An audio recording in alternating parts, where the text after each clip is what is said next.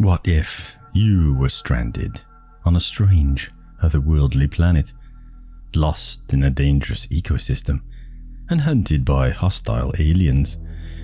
Buckle up, folks, cause that's where we're going. This week's story is Marooned in Andromeda by Clark Ashton Smith.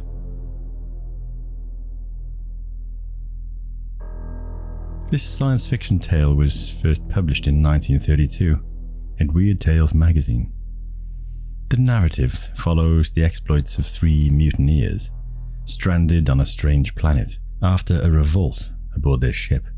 The planet is described as having a bizarre ecology, including giant predatory plants, dinosaur-like creatures, and mysterious monolithic ruins.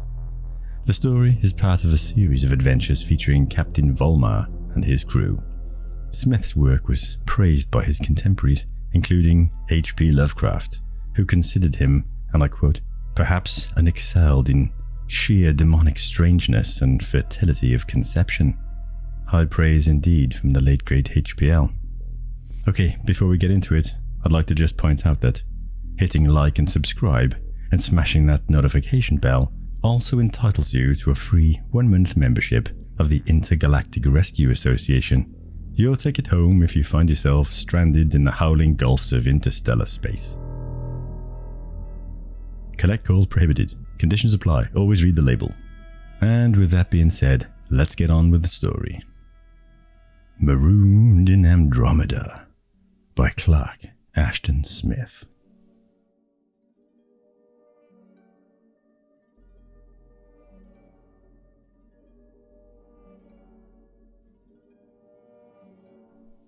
I'm going to put you fellows off on the first world of the first planetary system we come to. The icy deliberation of Captain Volmar's tones was more terrible than any show of anger would have been. His eyes were chill and sharp as the sapphire lights in snow, and there was a fanatic rigour in the tightening of his lips after the curtly spoken words.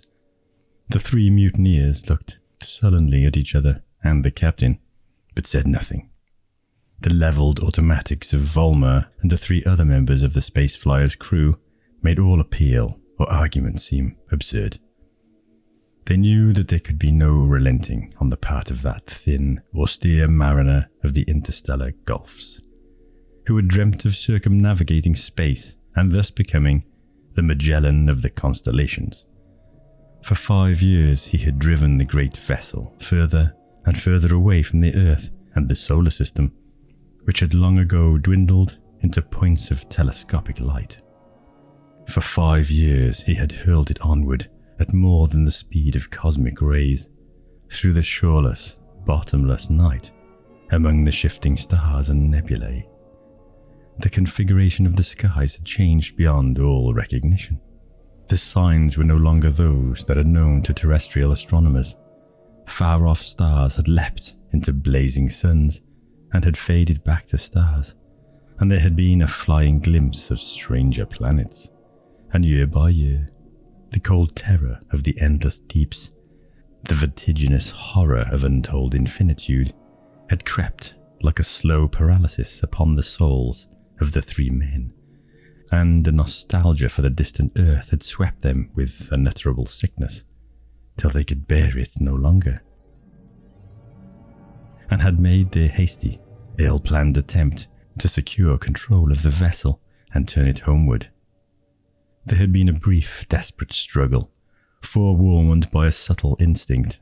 Volmar had suspected them and had been in readiness, and he and the men loyal to him had armed themselves furtively in preparation, while the others had made their attack barehanded, man to man.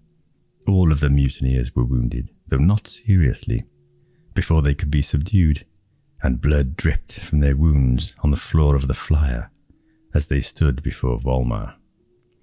Albert Adams, Chester Deeming, and James Roverton were the names of the mutineers. Adams and Deeming were quite young, and Roverton was now verging upon early middle age.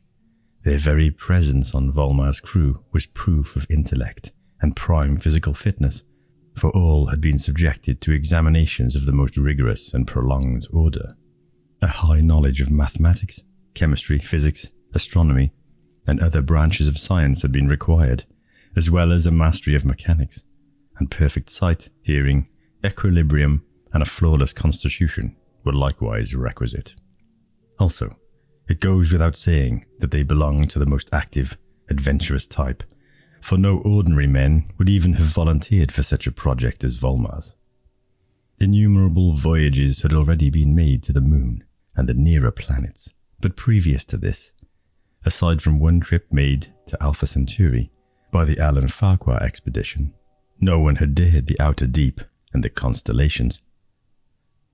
Volmar and the three who had remained faithful to him were all of the same breed, men of religious, well-nigh inhuman devotion to an idea, scientists to whom nothing mattered apart from science, who were capable of martyrizing themselves and others if by so doing they could prove a theory or make a discovery.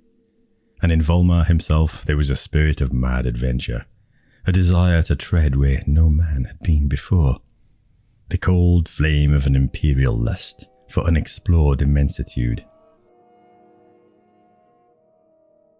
The mutineers were more human, and the years of bleak confinement in the space flyer among the terrific pits of infinity, remote from all that is life to normal beings, had broken down their morale in the end. Few, perhaps, could have endured it as long as they. Another thing, the chill voice of Volmar went on, I shall put you off without weapons, provisions, or oxygen tanks.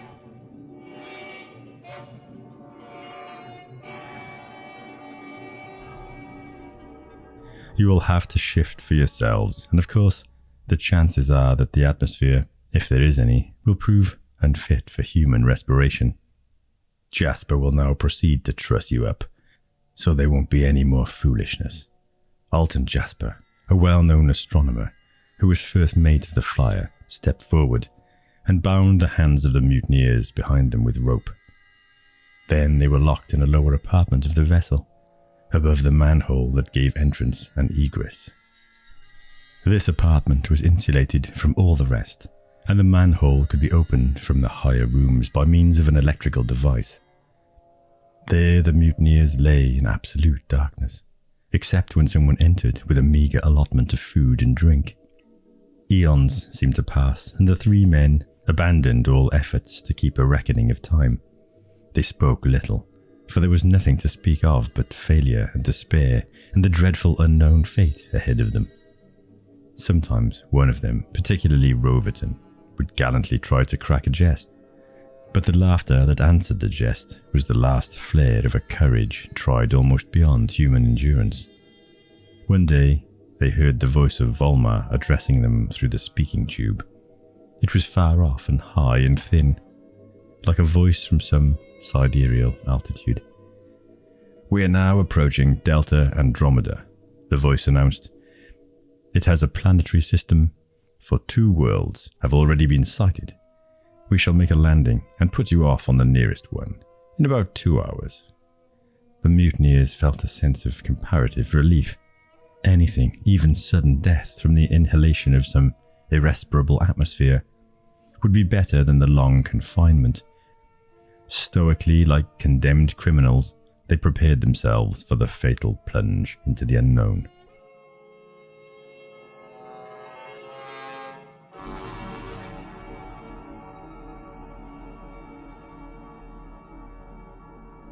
The black minutes ebbed away, and then the electric lights were turned on.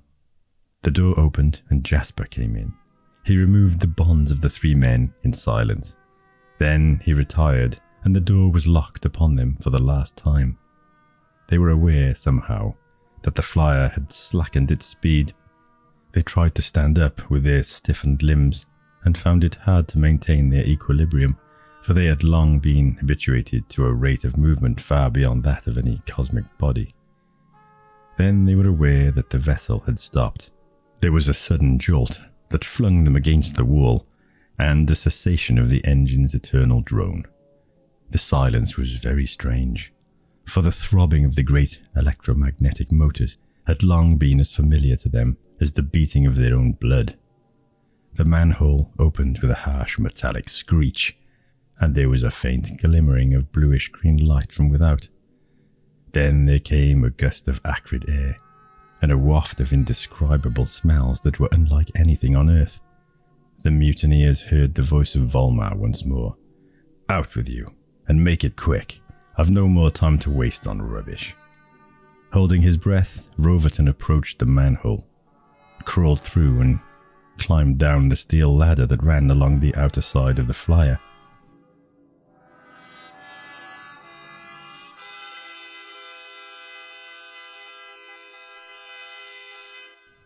The others followed him in turn. They could see little, for apparently it was night in the new world on which they were being landed.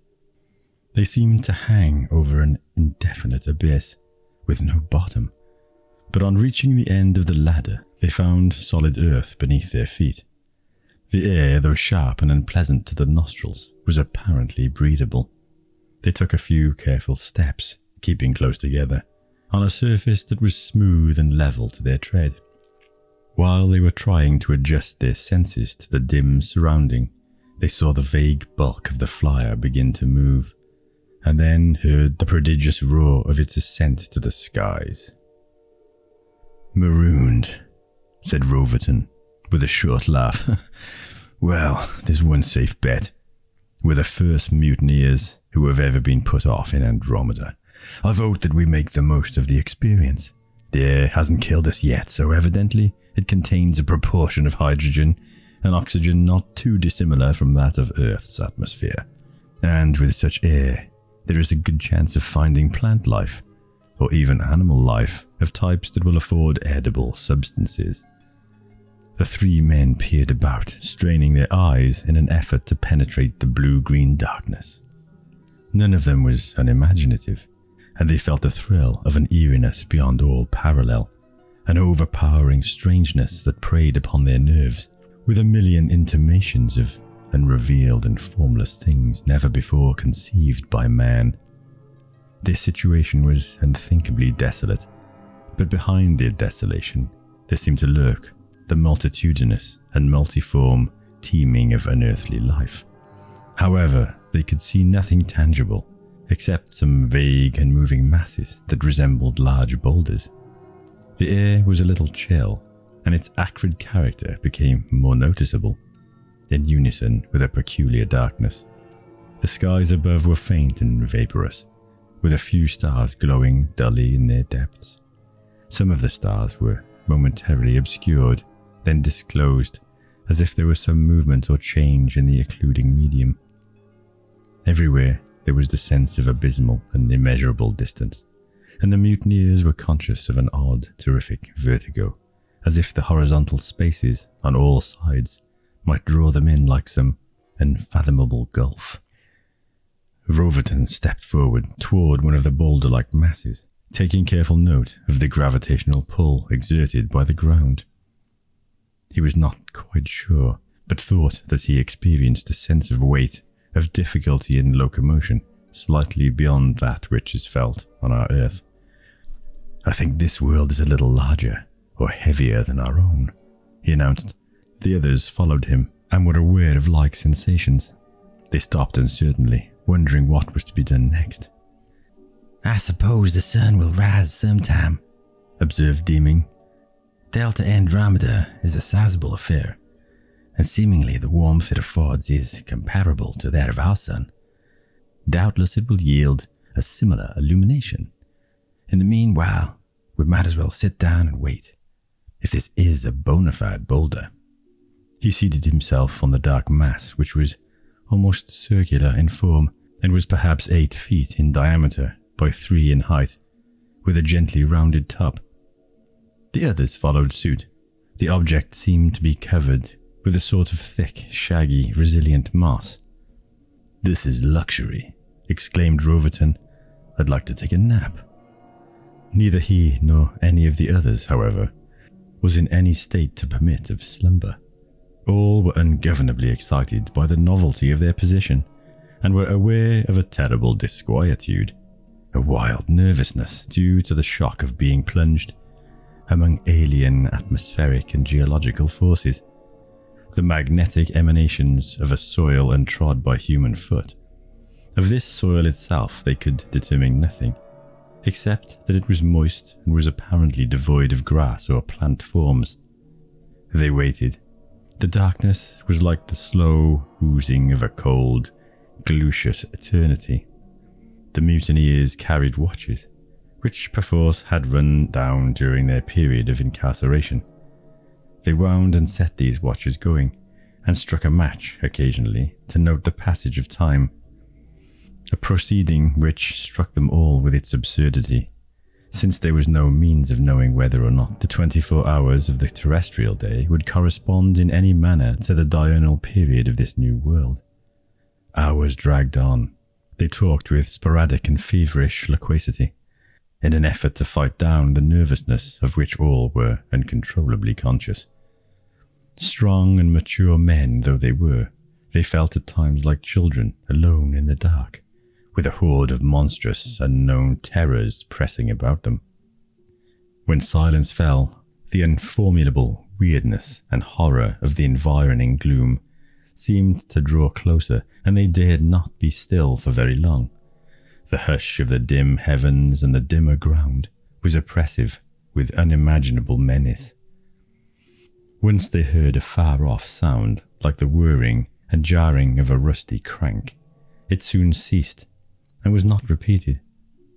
But at long intervals there were sharp, tiny stridulations like those of insects, which appeared to come from the nearer distance. They were so high and harsh that the teeth of these three men were actually set on edge by them. Suddenly, they all perceived that the darkness was beginning to lighten. A chill glimmering crept along the ground, and the boulder-like masses defined themselves more clearly. The light was very peculiar, for it appeared to emanate from the soil and to tremble upward in visible waves like those of heat.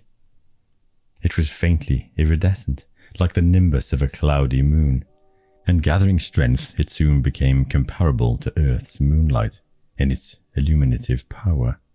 Beneath it the soil displayed a greenish-grey colour, and a consistency resembling half-dried clay. The sides of the boulder forms were plainly lit, though their tops remained in shadow. The moss-like substance covering them was of a purple hue, and was very long and coarse and hairy. The mutineers were greatly puzzled by the light. "Is it some sort of radioactivity?" queried Roverton. "Is it phosphorescence? Is it due to some luminous microorganism? A kind of noctiluca?" He stooped down and peered closely at the trembling waves of iridescence. He gave an exclamation. The light, as it rose, seemed to be full of infinitesimal motes, which hovered about a foot from the ground at their highest flight.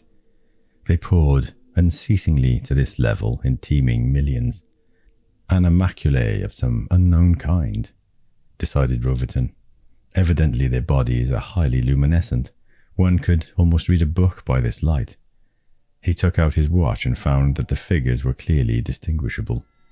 After a while, the weird luminosity began to subside and ebbed along the soil as it had come.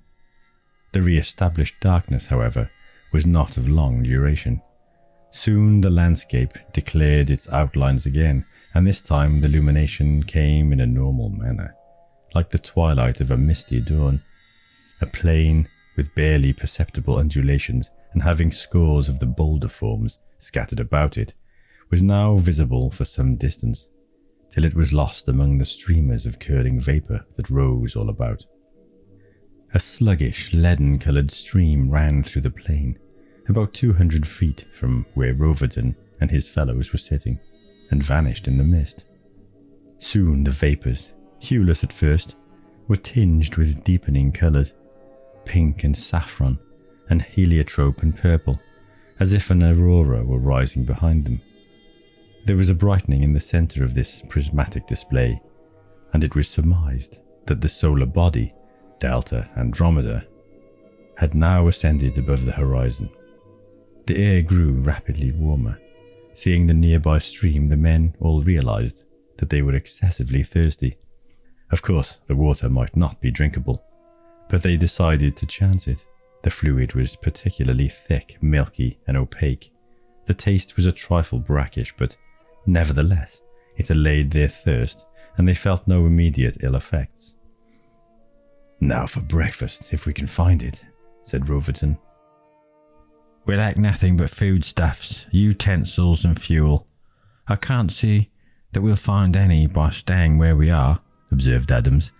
"Of all the desolate holes. Let's go." A discussion arose as to which direction they should take. They all sat down again on one of the mossy purple masses to decide the momentous problem. The landscape was equally barren and dreary on all sides, but at last they agreed to follow the flowing of the leaden stream, which ran toward the auroral display. They were about to rise when the boulder form on which they were sitting seemed to heave upward suddenly. Adams found himself sprawling on the ground, but the other two were quick enough to save themselves from a like fate. Startled, they leapt away, and turning back they saw that the great mass had opened, as if cloven through the centre, revealing an immense hollow lined with a whitish material that resembled the interior of an animal's stomach. The material trembled incessantly, and a glutinous liquid welled from within it, like saliva or digestive fluid. "Heavens!" ejaculated Roverton. "Whoever dreamt of anything like that? Is it plant or animal, or both?" He approached the mass, which gave no sign of movement apart from the trembling.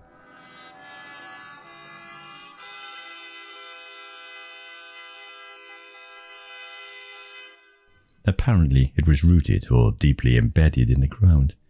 As he drew near, the production of the glutinous liquid became more copious. A sharp stridulation, similar to the noises heard during the night, was now audible. Turning, the mutineers saw a most singular creature flying toward them. It was large as a Chinese teal, but presented the general appearance of an insect rather than a bird. It had 4 large pointed membranous wings, a fat grub-like body marked off into segments, a thin head with 2 black periscope-like attachments raising above it, a dozen long intricate antennae, and a greenish-yellow beak shaped like that of a parrot. The body and head were a loathsome verminous grey. The thing flew past Roverton and lit on the substance he had been inspecting. Crouching down on 4 short rudimentary legs, it started to sip the fluid with its beak, trailing its wings as it did so. The fluid welled as if in waves, and the wings and body of the creature were soon glistening with slime. Presently it ceased to sip. Its head sank in the fluid. It struggled feebly to free itself and then lay still. "Ugh," said Deeming. "So that's the idea. A sort of Andromedan pitcher plant or flytrap. If the flies are all like that, we'll need tennis rackets for swatters." As he spoke, 3 more of the insect creatures flew past and began to repeat the action and the fate of their predecessor. No sooner were they securely imprisoned when the shaggy mass proceeded to close itself till the white lining was no longer discernible.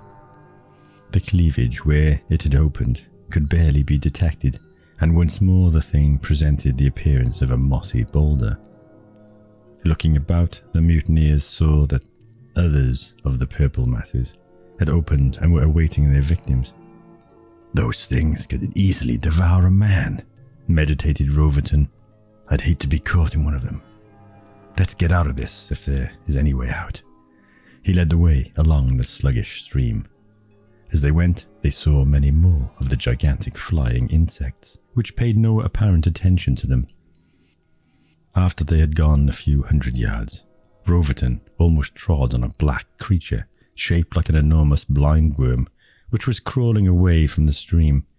It was 3 feet long, its movements were extremely torpid, and the men passed it with a shudder of repulsion, for the thing was more loathsome than either a snake or a worm.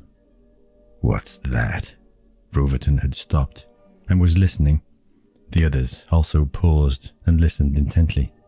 They all heard the sound of dull, muffled blows at an indeterminate distance in the fog. The sound was quite rhythmic in its repetition, but ceased at intervals. When it stopped, there was a sharp, shrill, multitudinous cheeping.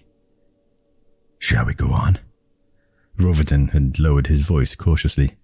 "We're without weapons, and hell knows what we'll get into.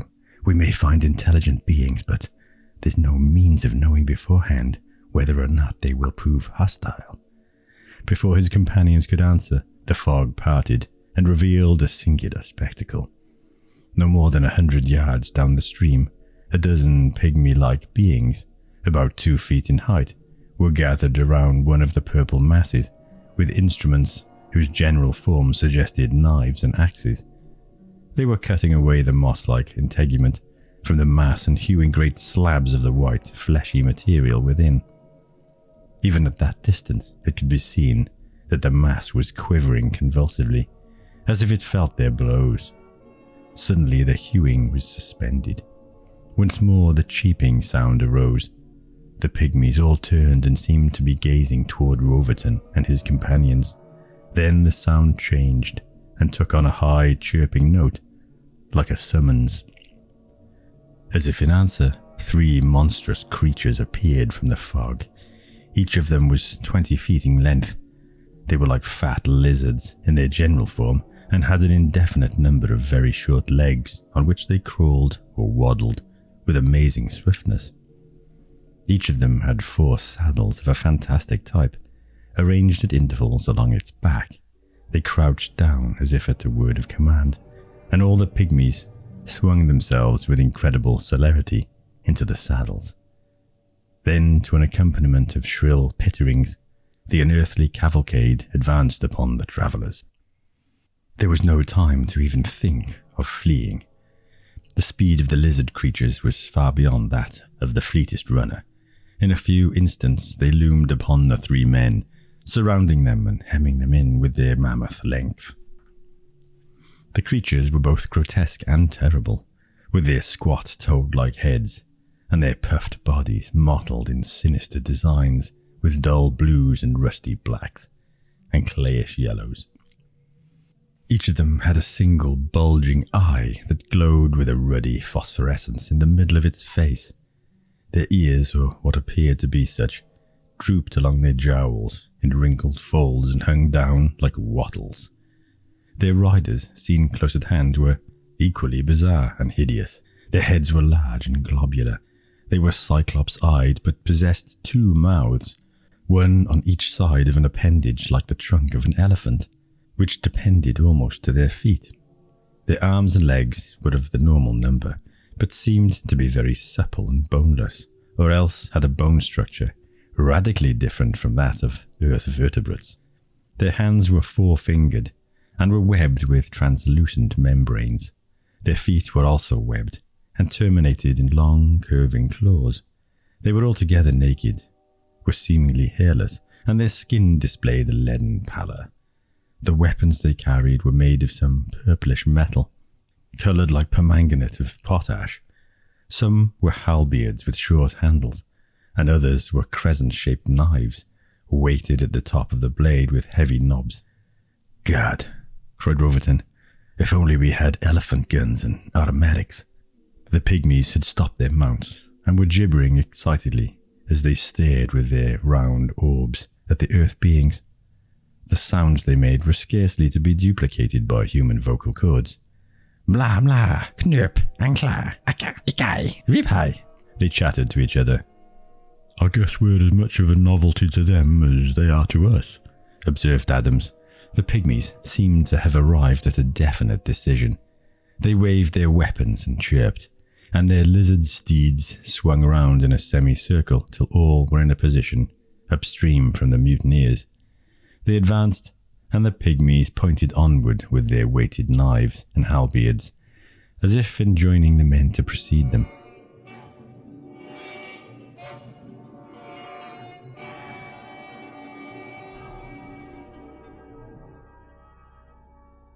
There was nothing to do but obey, for the lizard creatures opened yawning mouths that were fanged like caverns of stalactites and stalagmites when they drew near. Roverton and his fellows were forced to proceed at a marathon-like pace in order to keep ahead of them. "They're herding us like cattle," Roverton cried when they came abreast of the purple-covered mass which the pygmies had been hewing into slabs. A halt was made, and the slabs were loaded onto large panniers, which were then attached to the backs of the monsters by means of a curious harness that looked as if it were wrought of animal intestines. The men were herded in the centre of the cavalcade while this work was going on. There was no possible escape, and they resigned themselves with as much scientific calm as they could muster. After the loading had been accomplished, the pygmies resumed their advance along the stream, driving their captives before them. The fog had now begun to lift and disappear, and a dim yellow solar orb, slightly larger than our sun, became discernible low in the heavens above a remote horizon of serrate peaks. The river turned abruptly after a mile or so and wound away through the desolate plain toward a large lake or sea that filled the further distance with a semi-hue of dull purple. Here the cavalcade left the stream, marshalling its prisoners toward the far-off mountains. The landscape grew barer and even more desert-like in its character as Roverton and his companions stumbled onward before the gaping maws of the monsters. There were no more of the insect-devouring shaggy masses, nor even insects themselves, nor any other forms of life. The plain was like a vast level of dried primordial ooze, or the bed of some vanished ocean.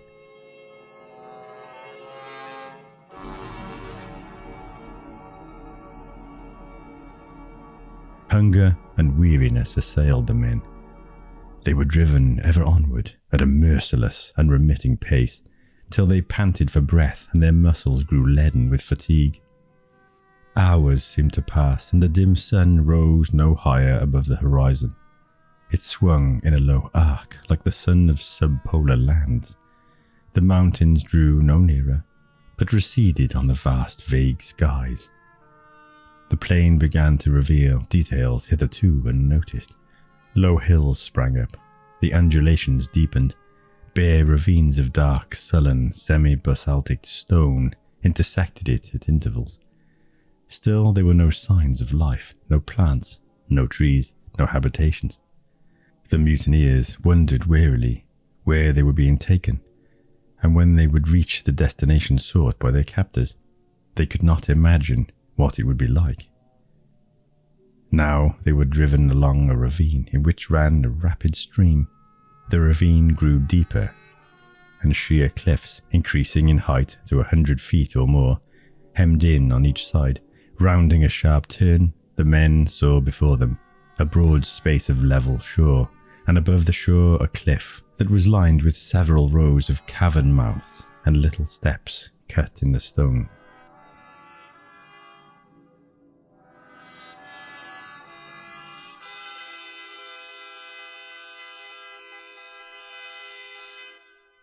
Dozens of pygmies, of the same type as their captors, were gathered before the entrances of the lower caves.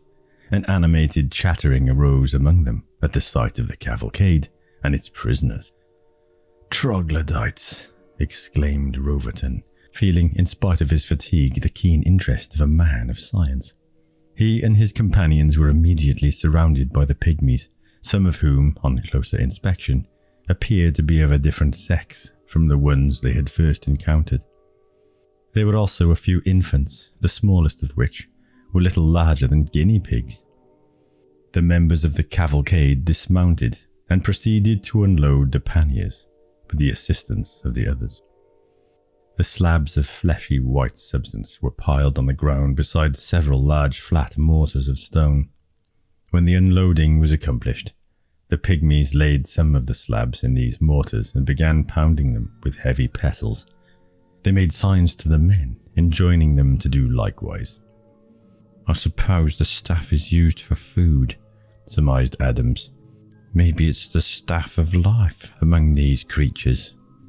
He and the others selected pestles and started to pound one of the slabs. The material was easily reduced to a fine, creamy paste. It gave off a pungent odour that was far from unpleasant. and in spite of certain highly repulsive memories, the three men became conscious that they were extremely hungry.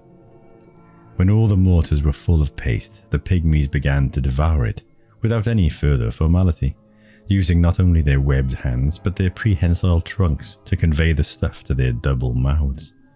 They motioned to the men that they also should eat. The paste had a saline flavour and vaguely resembled a mixture of sea fish with some nutritious root vegetable.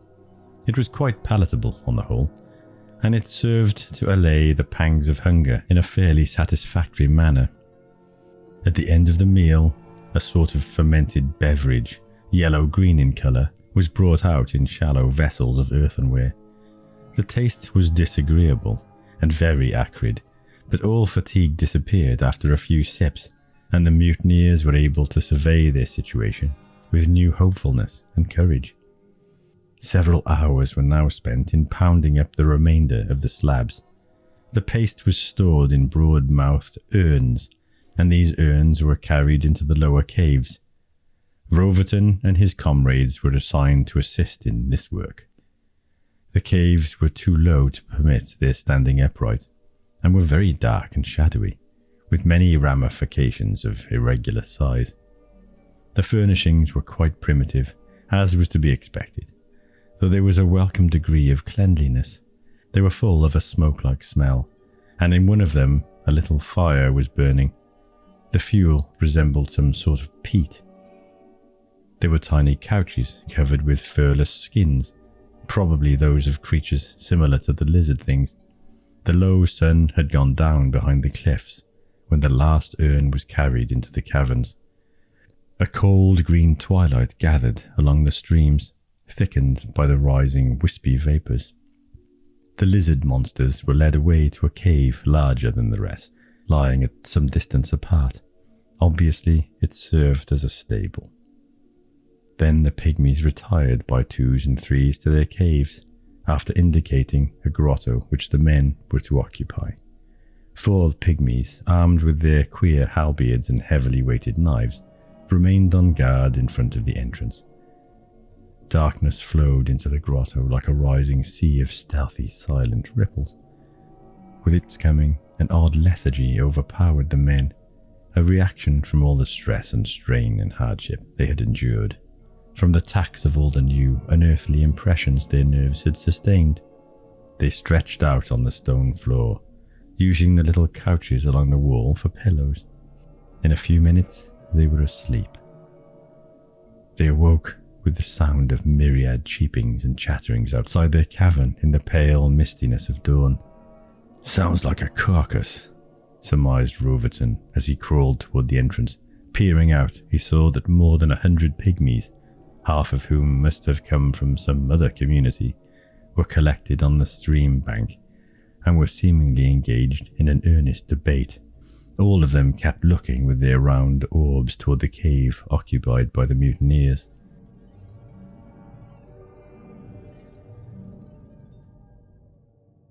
Their words, expressions, gestures were so remote from anything familiar to humanity that it was impossible to guess the trend or import of their debate, or to know whether the decision at which they were arriving was friendly or inimical.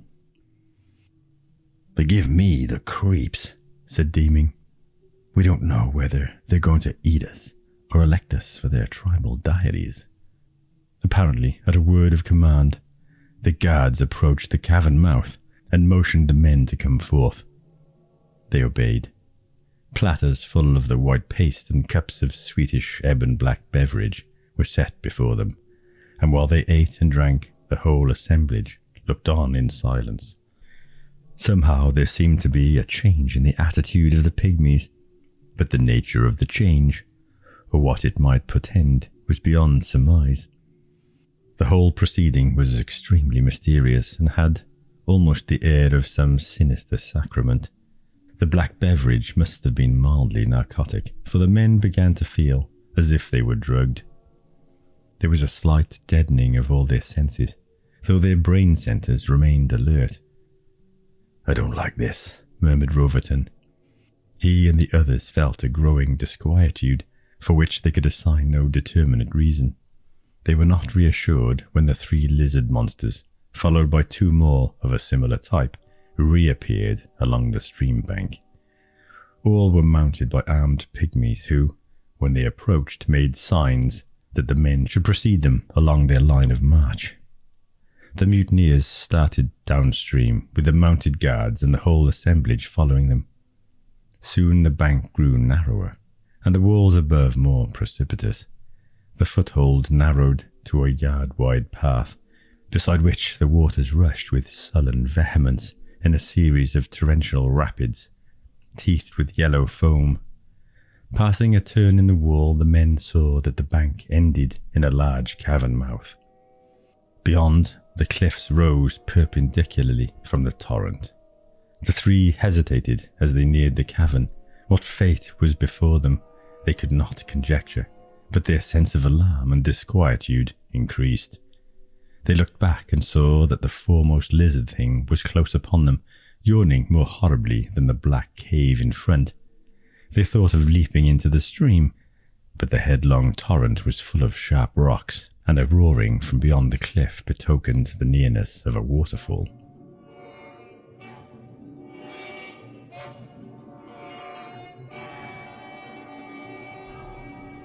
The walls above the path were impossible to climb, so they entered the cavern. The place was quite roomy in distinction to the caves inhabited by the pygmies, and the men were not forced to stoop at any time. But blinded with the daylight they had left, they stumbled over stones and against the winding walls as they groped in utter blackness. A gust of chill and noisome air came forth like a subterranean wind from the heart of the cavern, and one of the monsters was breathing at their heels.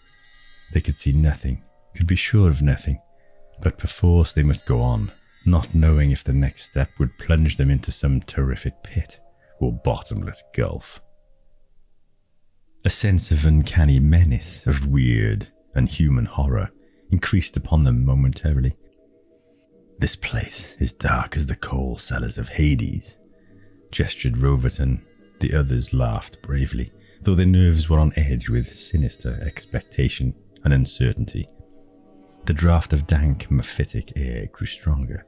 The smell of stagnant, sunless waters, lying at some unfathomable depth, mingled in the men's nostrils with a nauseating reek, as of bat-haunted catacombs or foul animal dens. "Phooey," grumbled Deeming. "This is worse than Gargonzola and Fox Guts all in one." The floor of the cavern began to slope downward. Step by step, the descent steepened like some infernal chute, till the mutineers could hardly keep their footing in the dark. Remote and faint, like a little patch of phosphorescence, a light dawned in the depths below. The walls of the cavern, dolorously ribbed and arched, were now distinguishable. The light strengthened as the men went on, and soon it was all about them, pouring in pale blue rays from an undiscerned subterranean source.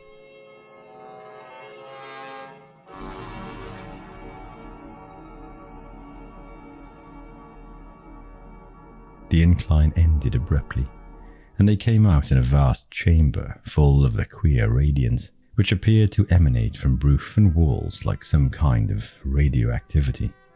They were on a broad semicircular shelf, and crossing the shelf they found that it terminated sharply and fell sheer down for perhaps 50 feet to a great pool in the centre of the chamber.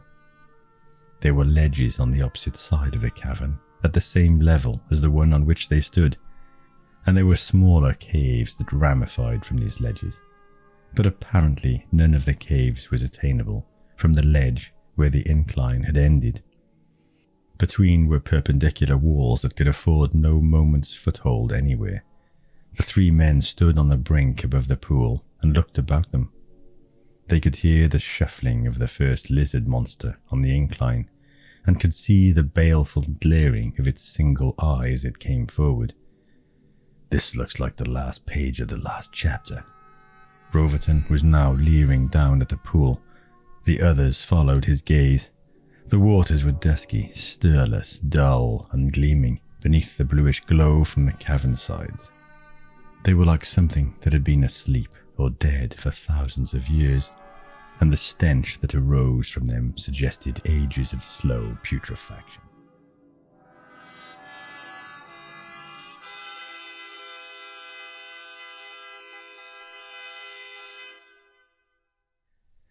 Good Lord, what is that? Roverton had noticed a change in the waters, an odd glimmer that came from beneath their surface, as if a drowned moon were rising within them. Then the dead calm of the pool was broken with a million spreading ripples, and a vast head, dripping with loathsome luminescence, upreared from the waters.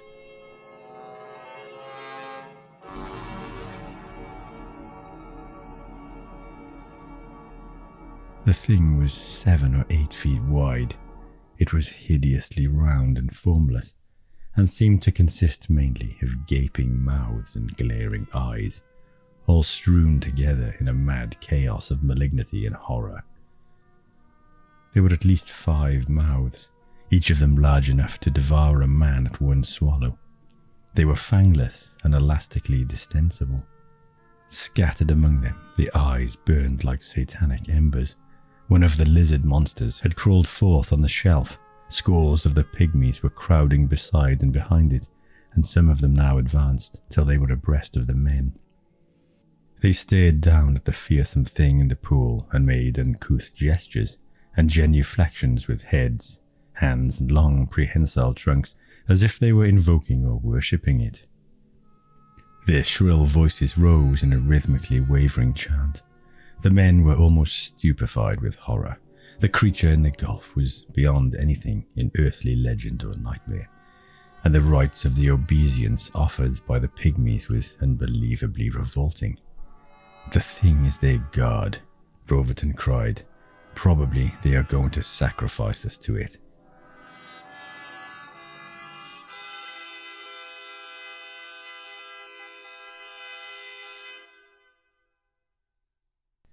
The ledge was not thronged with pygmies, and the lizard monster had pushed forward till the 3 men had no more than standing room on the brink of the gulf, in a crescent-like arc formed by its body.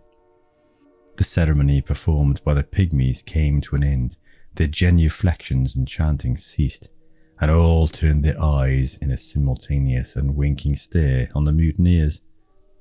The 4 who were mounted upon the lizard creature gave vent in unison to a single word of command.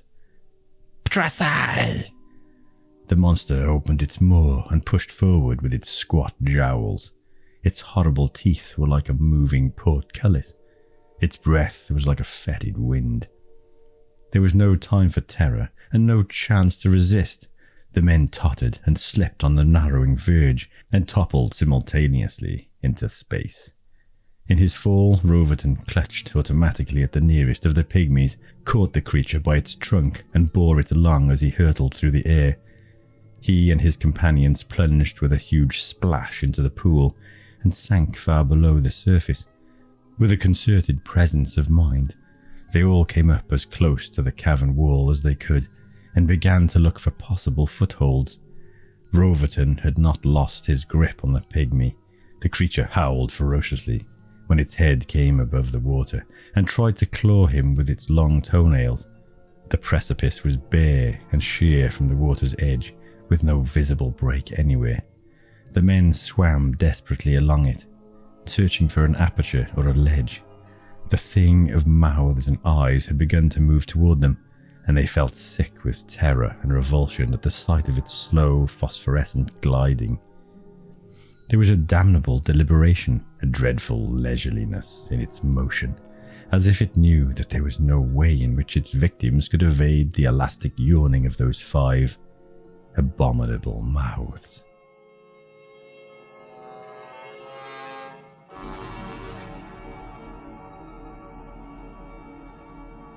It approached till the cavern wall beside the swimmers grew brighter with the foul effulgence of its looming head.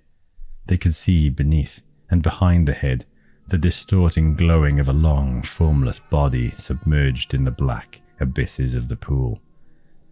Roverton was nearest to the monster when it came abreast.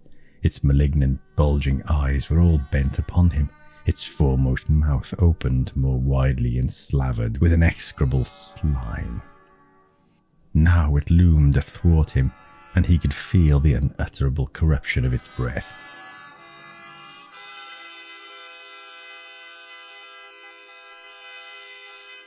He was driven against the cavern wall, and managing to steady himself for a moment, he pushed the pygmy toward the approaching mouth. The pygmy yelled and struggled in a frenzy of fear till the awful slobbering lips had closed upon it. The monster paused, as if its appetite and curiosity were appeased for the nonce, and the three men took advantage of this to continue their exploration of the wall. Suddenly they perceived a low aperture in the smooth cliff, into which the waters flowed with a gentle rippling. The aperture was narrow, and its roof was not more than a foot above the surface.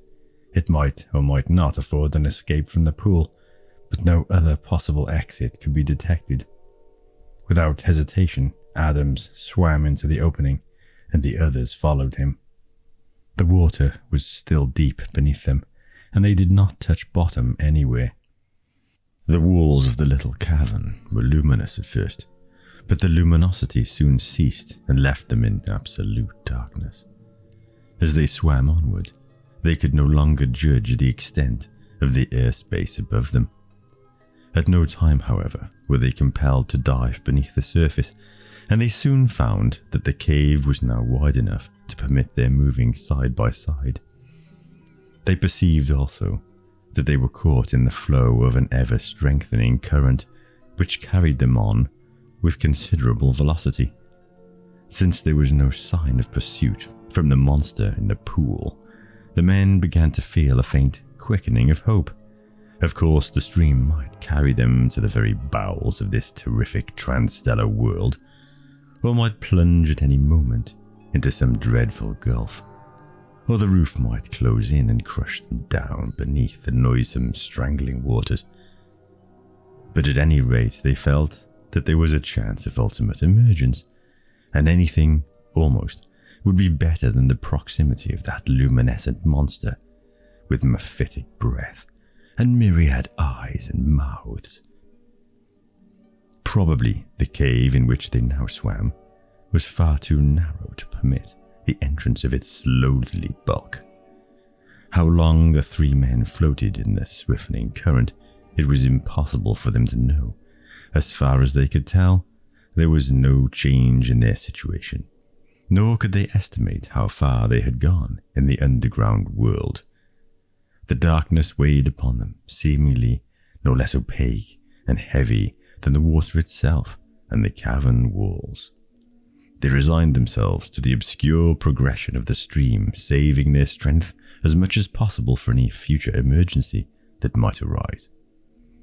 At length, when it seemed that they were irretrievably lost in the solid abysmal murk, when their eyes had forgotten the very memory of sight, the darkness before them was pierced with a pinpoint of light.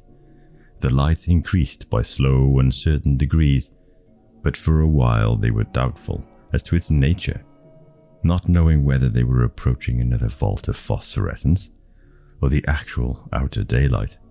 However, they were thankful for its dim glimmering. The stream had become still swifter and rougher, with bolder cloven rapids in which their descent was impetuous and dangerous. More than once the men were almost thrown against the dark and jagged masses that towered about them. All at once the current slackened, and the seething rapids died in a broad pool above which the arching of the lofty cavern dome was now discernible. The light poured in a stream of pale radiance across this pool, from what was evidently the cavern's mouth, and beyond the mouth a large sheet of sun-white water stretched away, and was lost in the luminous distance.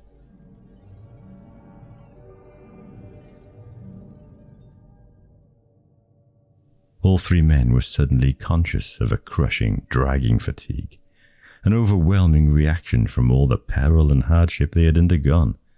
But the prospect of emergence from this underworld of mysterious horror prompted them to summon their remaining strength. With sodden limbs, they swam toward the cavern mouth and floated through its black arch into the silvery dazzle of a great lake. The lake was probably the same body of water they had seen from afar on the previous day. Its aspect was ineffably weird and desolate. High cliffs with many buttresses and chimneys overhung the cavern from which they had emerged, and ran away on either side in gradually descending lines, till they ceased in long flats of ooze and sand. There was no trace of vegetation anywhere, nothing but the wart stone of the cliffs, and the grey mud of the marshes, and the wan, dead waters. And at first the men thought that there was no life of any kind. They swam along the cliff, looking for a place to land. The levels of ooze and sand were seemingly miles away, and their progress in the sluggish lake was excruciatingly slow and tedious. They felt as if the strange, lifeless waters had soaked them to the bone, and a deadly inertia dragged them down and drugged their very senses till everything became blurred in a monotone of faintness. They were all too exhausted to speak or even think. Dimly, despairingly, they ploughed on toward the receding goal of the far-off shore. Somehow they were aware that a shadow had fallen upon them, breaking the diffuse glare of the foggy sun. They were too weary to look up or even speculate as to the origin of the shadow. Then they heard a harsh, jarring cry and a beating as of stiff, enormous wings, and something swooped down and hovered above them. Turning their heads in the water, the three men saw an incredible sight. The thing that shadowed them was a mammoth, bird-like creature with ribbed and leathern wings that were at least 50 feet from tip to tip. It suggested that prehistoric flying monster, the pterodactyl, and also suggested a pelican, for beneath its 7-foot beak there hung a prodigious pouch. Scarcely crediting their eyes, the swimmers stared at the hovering apparition. It glowered upon them with malevolent orbs of fire, big as dinner plates, and then, with horrible swiftness, it descended.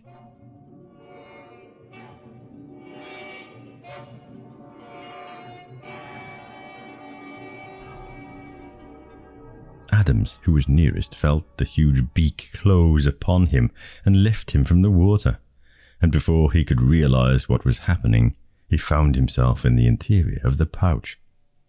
Deeming was seized and deposited beside him a moment later, and Roverton, who had instinctively dived beneath the surface, was retrieved and drawn out by the questing beak as if he had been a flounder, and joined the other two.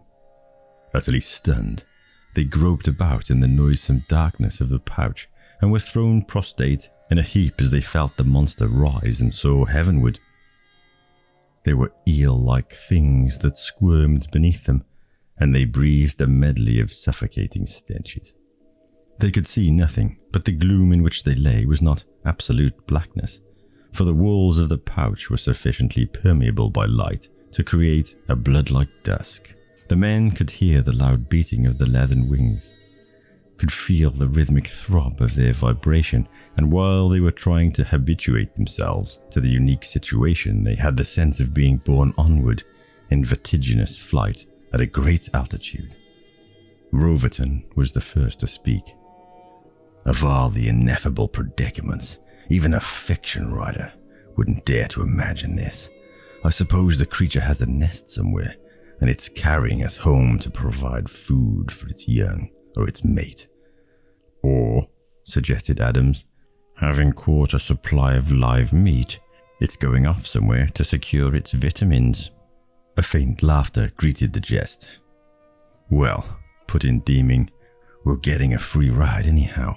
For once we're not having to walk, run, or swim. Time passed in a doubtful, confused way.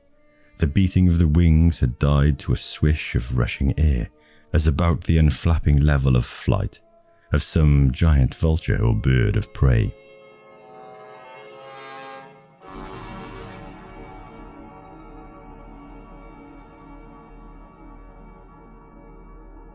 Still, there was the sense of prodigious speed, of horizon on horizon left behind, of plains and waters and mountains slipping away beneath in a swift recession. the men grew sick and dizzy with the noxious air of their prison. They fell into periods of semi-consciousness from which they revived with a start. In the novel horror of their position, they almost lost the feeling of identity. It was as if they were part of some monstrous dream or hallucination. After an undetermined lapse of time, they felt a slackening of the headlong flight, and then heard once more the thunderous flap of those huge wings as the bird sank groundward. It seemed to descend from an Alp-surpassing height with tremendous velocity. Now the descent was arrested with abrupt ease, like the stopping of an elevator. A sudden glimmering of light in the interior of the pouch, and Roverton and his companions were aware that the creature had opened its bill as if to seize something. Then, with a raucous, deafening cry, it began to thresh about in some stupendous convulsion, and the men were thrown violently from side to side in the tossing pouch. It was impossible to imagine what had happened. The whole occurrence was supremely mysterious and terrifying.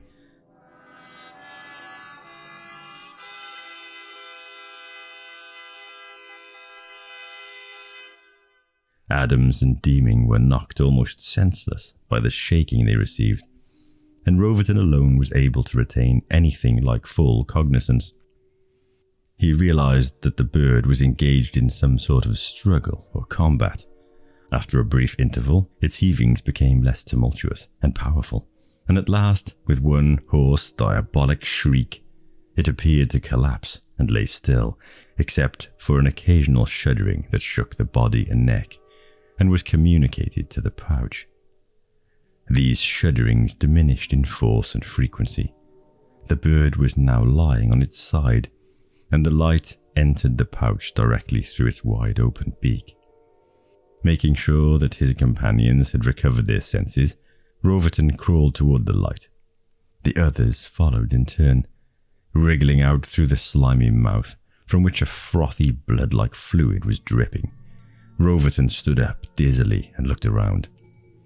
The scene upon which he had emerged was wilder and madder than the grotesqueries of fever delirium. For an instant he thought that things about him were products of hallucination, were born of his overwrought nerves and brain. The flying monster was stretched on the ground and was wrapped from head to tail in the coils of something which Roverton could only designate to himself as a vegetable anaconda. The coils were pale green with irregular brown and purplish mottlings, and were manifestly hundreds of feet in length. They terminated in 3 heads covered with mouths, like the suckers of an octopus. The coils had encircled the bird many times, and were evidently possessed of enormous constrictive power, for they had tightened upon their prey so that the body bulged between them in loathsome knots and protuberances. They were visibly rooted in a black, viscid-looking soil, and were swollen at their base like the bole of some ancient tree. The 3 heads had applied themselves to the back of their prostrate victim, and were obviously drawing sustenance from it with their myriad suckers. All around, in the veering vapours that rose from the ground like steam, there loomed the tossing tops and writhing trunks, branches and feelers of a medley of half ophidian or half animal plant forms. They varied in size from vines that were no larger than coral snakes, to amorphous bulks with 100 squirming tentacles, huge as the kraken of mythology. They were no less diverse than the plant forms of a terrestrial jungle, and all of them were hideously alive. Many were devoid of anything that suggested leaves, but others had finger-like fronds, or a sort of foliage that resembled a network of hairy ropes, and which undoubtedly served the same purpose as a spider's web. For in some of these nests, queer uncouth insects and birds had been caught. Others of the trees bore tumescent oval or globular fruits, and fleshy-looking flowers that could close like mouths upon their prey.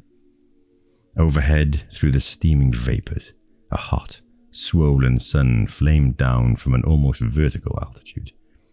Roverton realized that the bird monster, flying at many hundreds of miles an hour, must have carried himself and his companions to a subtropical zone of the world in which they were marooned. Adams and Deeming had now crawled out and were standing beside Roverton. For once, none of the three could utter a word. In the profound stupefaction with which they surveyed their surroundings, instinctively they all looked for an avenue of escape in the rows of vegetable monstrosities that hemmed them in on all sides, but there was no break anywhere, only a writhing infinity of things that were plainly poisonous, maleficent, and inimical. And somehow, they all felt that these plant entities were conscious of their presence, were observing them closely, and in some manner, not cognizable by human senses, were even discussing or debating them. Adams ventured to take a step forward. Instantly, a long tentacle shot out from the nearest of the kraken-like forms and encircled him. Struggling and screaming, he was drawn toward the great dark lumpish mass from which the tentacles emanated.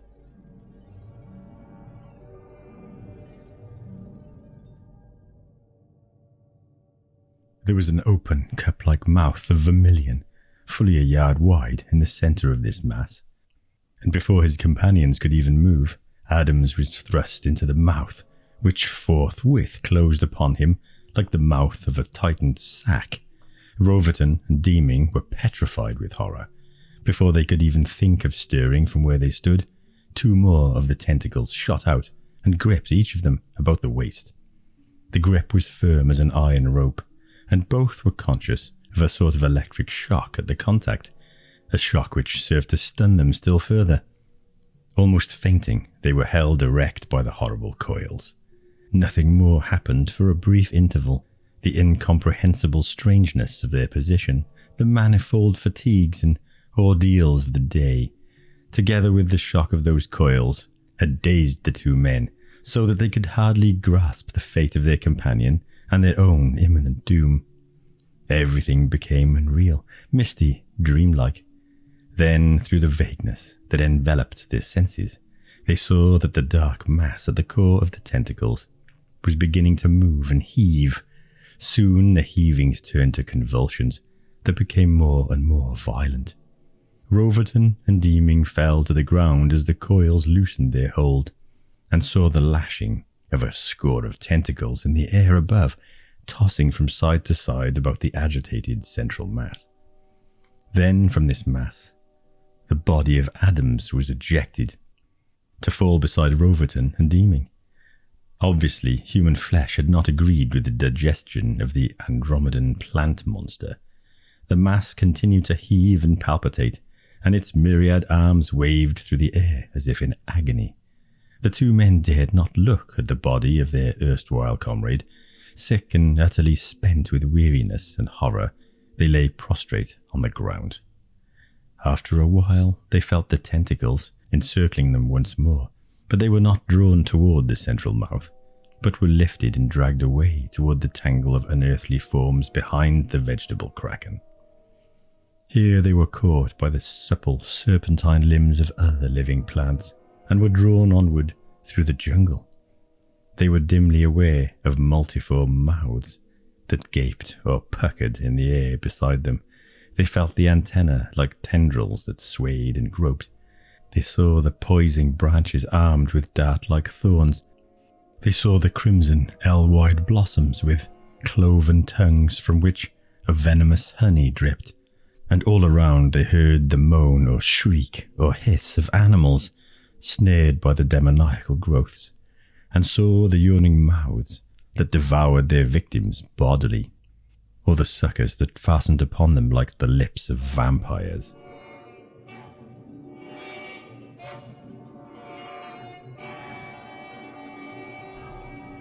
But among these terrors and horrors of a transstellar flora, the two men passed unharmed, untouched, and were drawn from coil to lethal coil, from net to fatal net, through the unimaginable woods.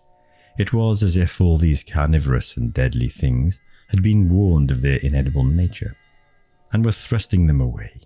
At length the light grew stronger, and the men perceived that they were approaching the jungle's edge. The last of the plant krakens gave them a vehement fling with its great arms, and the steaming soil of a flat, treeless plain hovered and reeled before them as they fell unconscious in the open sunlight. Roverton was the first to recover his senses. Feeling very weak and dizzy, with blurred thoughts and vision, he tried to sit up and fell back hopelessly. Then, as his eyes and brain began to clear, a little strength returned to him, and a second effort was more successful. His first thought was of his comrade, for whom he now looked. Deeming still lay where he had fallen, in a prone and sprawling posture. Several hours must have elapsed, for the sun was now hanging above the edge of the plain, and the tall columnar vapours were tinted as with the flames of an aurora. The very soil itself, wet and glistening, had taken on a reflection of prismatic hues. Turning, Roverton saw behind him, at a little distance, the fearsome jungle from which he and Deeming had been so summarily ejected by the sarcophagus trees and plants. The jungle was comparatively quiescent now, but its branches and boles were still swaying slightly, and a low sibilant sound arose from among them, like the hiss of an army of serpents. Roverton managed to stand up. He tottered like a fever patient, and could scarcely keep from falling.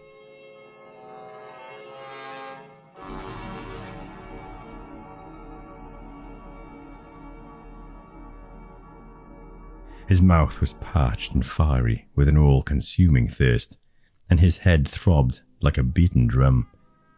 Seeing a pool of water not far away, he started toward it, but was forced to finish his journey on hands and knees. He drank, and felt amazingly refreshed by the dark, bitterish fluid. Filling his cap, which he had somehow managed to retain through all the vicissitudes of the past 2 days, with the water, he went back to his companion, walking erect this time, and sprinkled some of the fluid on Deeming's face. Deeming stirred and opened his eyes. In a brief while, he was able to drink the remainder of the contents of the cap, and then succeeded in standing up and taking a few steps. "Well, what's the next number on the program?" he queried. His voice was cracked and feeble, but indomitably gallant. "Damned if I know," shrugged Roverton, "but I move that we get as far as possible from that beastly jungle." Neither he nor Deeming could bear to think of Adam's fate, or the abominable things they had seen and heard and felt. The whole experience was unendurable to human nerves, and revulsion sickened the two men as the memory of it arose on the threshold of their brains.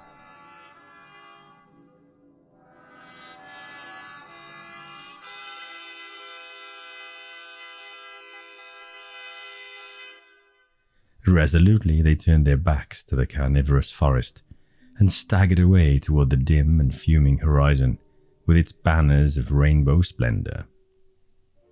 The landscape through which they now wandered was like the bottom of a newly dried ocean. It was one vast level of reeking clay, of a peculiar consistency, which yielded a little like rubber or some resilient fabric beneath their feet without breaking through. The sensation afforded by treading upon it was uncanny and disconcerting. At every step, they fully expected to sink down in some bog or quicksand. They realized they had not suffered any contusions or broken bones when the living trees had hurled them forth with such irresistible violence. There were many pools of water in the plain, and once the men were compelled to deviate from their course by a narrow, winding lake. The aspect of the resilient ooze was indepicably monotonous, and was unrelieved by any vegetable growth or outcropping of mineral. But somehow it was not dead, but conveyed a sense of somnolent vitality, as if it possessed a dark, secret life of its own. The vapours parted in the oblique rays of the sun. Not far ahead, Roverton and Deeming now perceived a low, table-like elevation. Even at first sight, it suggested an island, and as the men neared it, the characteristics it revealed were indicative that it really had been such, and that the plain around it had been the bed of a shallow sea at no very ancient date.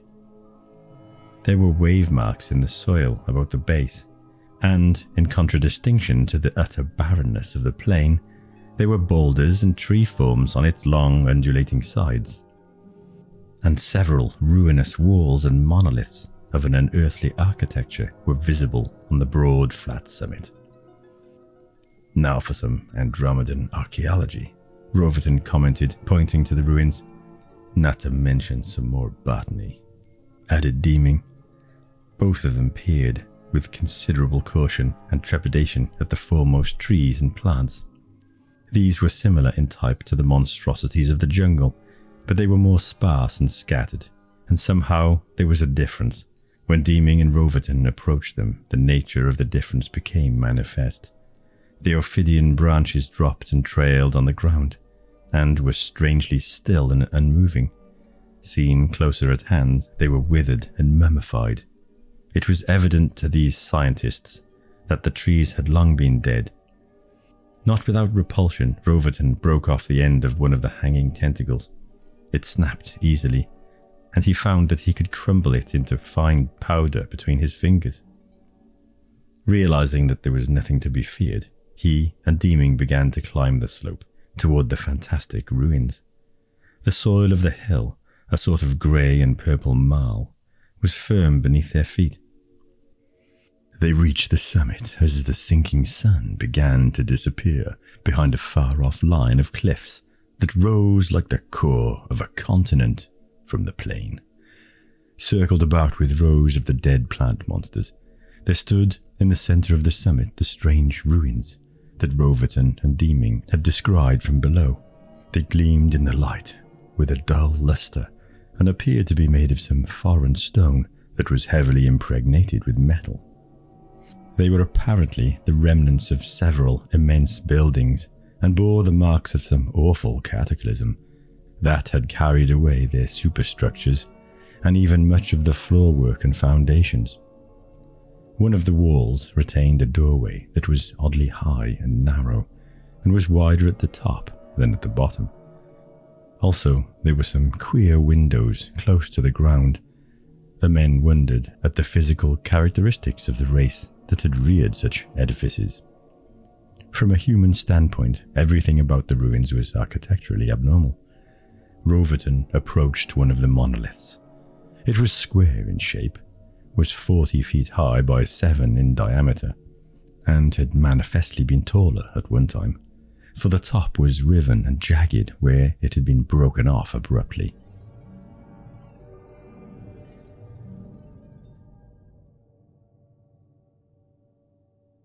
It was wrought of the same material as the walls, a series of bas-reliefs intermingled with columns of hieroglyphic letter forms had been carved about the base. The bas-reliefs depicted beings of a curious type, with long, thin trunks terminating at each end in a multitude of many jointed limbs. The heads of these creatures, or what appeared to be such, were at the nether extremity of the trunks, and had 2 mouths that were set above a double row of eyes. Ear-like appendages drooped from the chins. The lower limbs ended in bird-like claws, and the upper in broad umbrella-shaped webs, whose use was beyond conjecture. Roverton exclaimed with amazement as he called Deeming's attention to these figures. Whether such beings represented an extinct race, or whether their prototypes were still to be found in this outre world, was of course an irresolvable problem. But the men felt that this mystery too would be soon solved. It would be solved whether they liked it or not. The men were too worn out with their Herculean ordeals to devote much time and energy to speculation of this order. They found a sheltered place in the angle of one of the walls and sat down. Perforce they had eaten nothing since the food provided by the pygmies at early dawn, and seemingly there was no immediate prospect of finding any. They were desperate, and there seemed to be no hope to lighten the depression that closed in about these doomed men. The sun had gone down, leaving an iridescent twilight that stained the soil, the ruins, and the dead trees with a deepening tide of blood. A preternatural silence prevailed, a silence fraught with the sense of foreign mystery, the burden of ultramundane antiquity that clung to those strange ruins. The men lay down and began to doze. They awoke simultaneously, without knowing for a brief moment what it was that had aroused them. The twilight had turned to a rich violet, though the walls and trees were still clearly distinguishable. Somewhere in this twilight there was a shrill, strident humming that grew louder momentarily. All at once the humming was near at hand in mid-air. It soared to one deafening clamour. Roverton and Deeming saw that a swarm of giant insects with curving 5-inch bills were hovering about them as if uncertain whether or not to attack.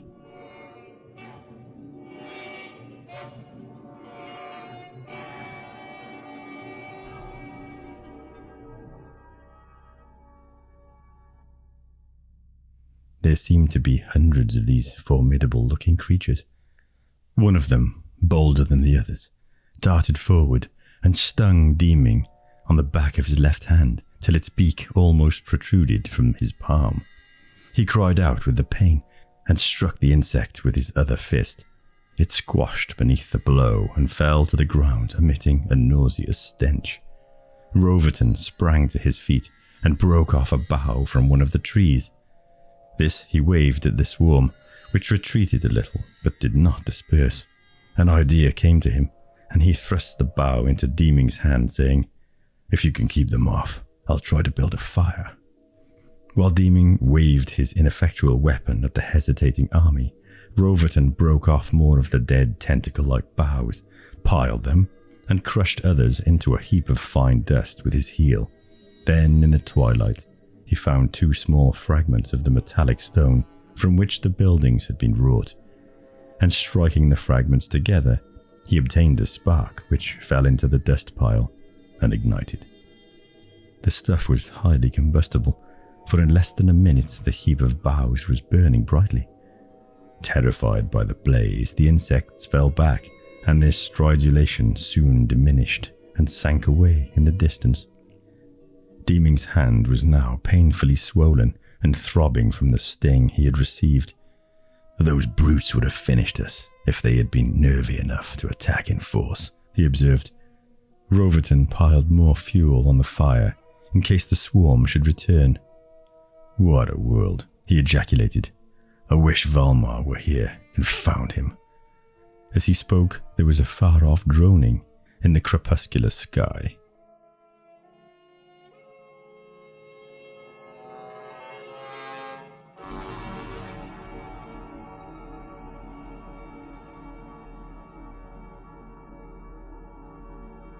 For a moment the men thought that the insect swarm was coming back to assail them again. Then the droning deepened to a great roar. The roar was somehow familiar, though neither could determine at first the memory which it tended to evoke. Then, where stars were beginning to pierce the vague heavens, they saw the indistinct bulk that descended toward them. "My God, is that the space flyer?" cried Deeming. With a final roaring and screeching of its propellers, the bulk came to rest within 50 feet of the fire. The light flickered on its metal sides and revealed the well-known ladder down which the 3 mutineers had climbed in an alien darkness. A figure descended the ladder and came toward the fire. It was Captain Volmar. His face was drawn and livid in the firelight, and looked older than the 2 men remembered it. He greeted them stiffly, with an odd trace of embarrassment in his manner. "I'm certainly glad to have located you," he announced, without waiting for Roverton or Deeming to return his salutation. "I've been flying around this damn planet all day, hoping there was one chance in a trillion of finding you again. I didn't take any bearings when I put you off in the night, so of course I had no idea where to look."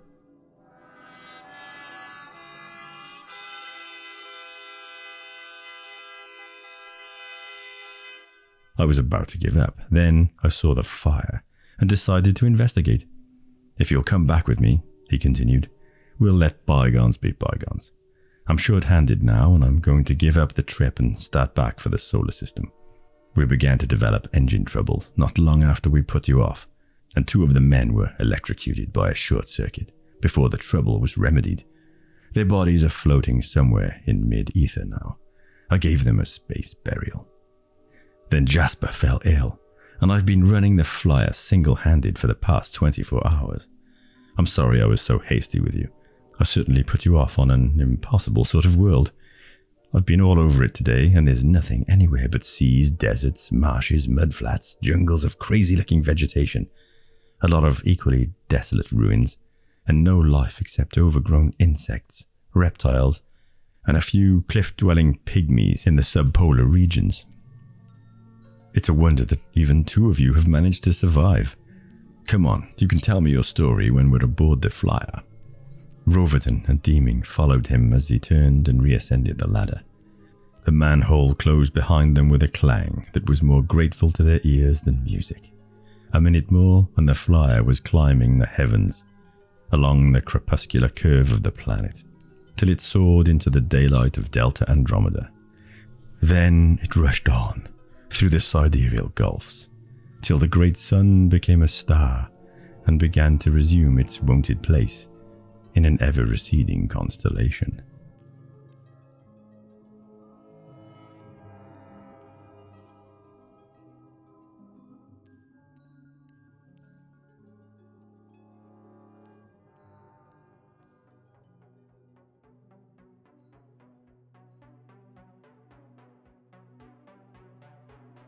Well, there you go, folks. Marooned in Andromeda. What do you think of that, then? Quite good fun, I thought. Volmar, a little hasty, but, mutiny can't be taken too lightly when you're on board a vessel such as that. Be it a sea vessel or a space vessel, There's a lot of maritime history of dealing with such mutinies, and I think this one was kind of in keeping with those stories, I guess. Certainly some interesting adventures, some great imagery. I love Ashton Smith's description of the kind of predatory plant life. That was really cool. Very imaginatively done. Perhaps, the pygmy people and the dinosaurs and that were a little more on the nose. But I guess for the time, this was written in like 1931 or something. Pretty forward-looking stuff in those days, no doubt. That creature with the mouths and the eyes in that lake in the cave, that was pretty horrific. There's no way I would want to be anywhere near that thing. The thought of being in the water with it and its, how did you describe it? Shapeless, elongated body down below in the dark water. That gives me the creeps big time. I like diving, I've done a lot of scuba diving, but that would take the biscuit. That's terrifying. And yeah, I thought it was really quaint early on in the story when just after the guys were dropped off on the planet and they were winding their watches and striking matches. That's quite an interesting touch. Really sets it in the time it was written. Imagining guys like exploring the galaxy, but they're wearing like wind-up wrist watches and boxes of Swan Vesta matches. It's kind of amusing. But yeah, quite a fun story. Quite enjoyed it. Quite enjoying reading some Clark Ashton Smith. There'll be more to come, no doubt. But in the meantime, if you enjoyed the story, please hit like and subscribe. Smash that notification bell, all the usual stuff. I'm Christian Bravery. You have been listening to Savage Bites, and I shall see you in the next one.